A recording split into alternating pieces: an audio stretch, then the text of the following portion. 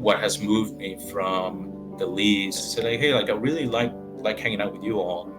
I want to be part of the crew that kind of hunts that November 1st to the 10th. The main guy said, well, let me run by the rest of the guys. And one of them said, like, no, like we're already like, 5 guys and 300 acres. Like, sounds like a lot, but it's not. He's like, no, I'd rather not. So that became the trigger for me to say, okay, I learned how to do food plots, and I have kind of like my own vision based on the little bit that I've learned on how I would set up this place. And that's the other thing with leases, and when you have a lot of people be part of it, if your philosophies don't align in terms of what you want to do with the property and like how many food plots and then how you want to access, because access is very problematic in this lease, because no matter which way you come in, you're going to be blowing out the air. So I think that became the trigger for me to say, okay, well, I want to do my own thing. I want to get my own piece. I had put aside, I think, $10,000, which for buying land is not a lot of money, really, especially now.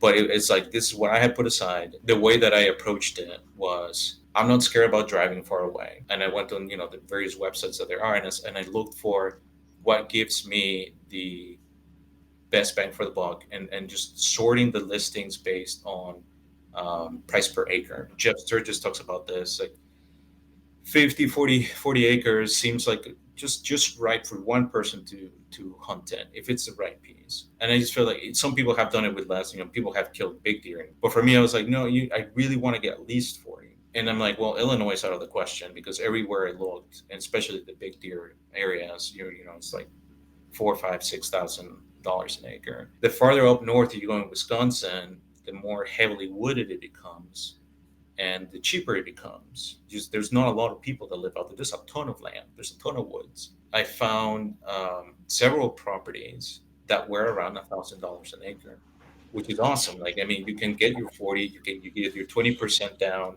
no problem with your 10 grand. It takes me 6 hours to drive up there from where I live. Wow. So I drove the 6 hours, and this is past Wausau. Like, it's way up there. The way that land looks over there is very different from what you see in down here. It's almost no tillable, no ag. It's all woods. It's all evergreens. It's all popple, and it's all swamp. The one piece that I found that I ended up buying was a 40. So like, from this vast set of woods, there already was like a lot of people owning this little section.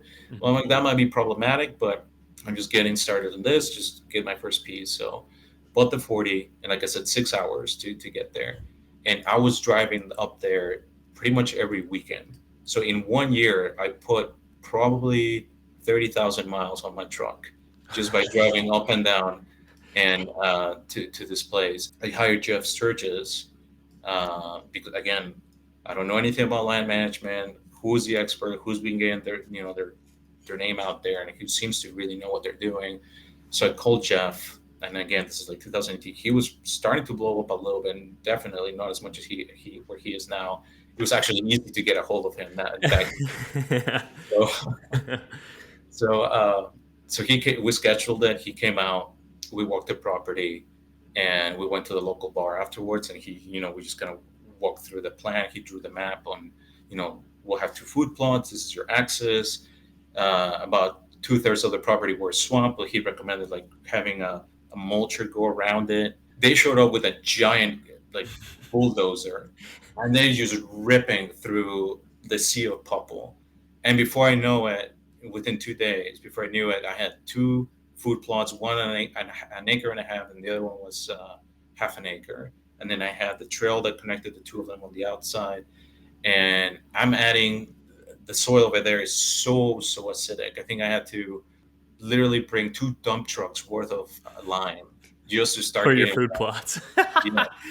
Just for the food plots. At the time, lime wasn't as expensive. Fertilizer wasn't as expensive. But I was like, I knew from the previous experience, you gotta check your soil. You gotta know what it needs. And I'm glad I did it, because like nobody was growing anything, and I was the only one who actually, like, I had soybeans growing out of this thing, and I had just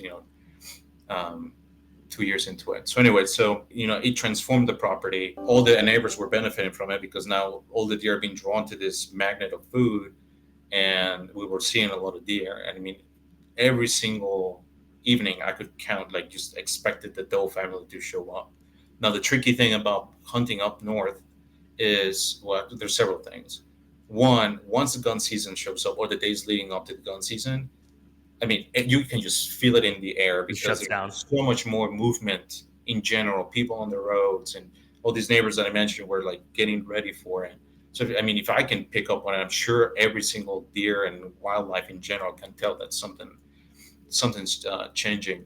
And also, I probably put, like $8,000 worth of over the 2-3 years that I owned that property in just improvements between the Excavation, lime. excavation, putting permanent blinds.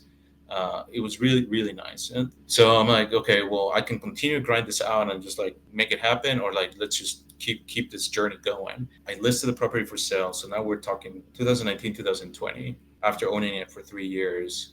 And I had pictures of the bugs. It was a Jeff Sturgis improved property, like it was. The plan was followed down to a T, and it sold within 3 days. I had multiple offers come through, and I got more than, like, they were essentially bidding each other out to Mm-hmm. get it. Because I mean, again, like, where are you gonna find up A in northern? turnkey farm that had a lot of the heavy capital expenditures put into it. Most people are scared to do that, and understandably. Exactly, and having the Jeff's Yeah, name behind it was a big deal. especially in Wisconsin too. Right, Like exactly.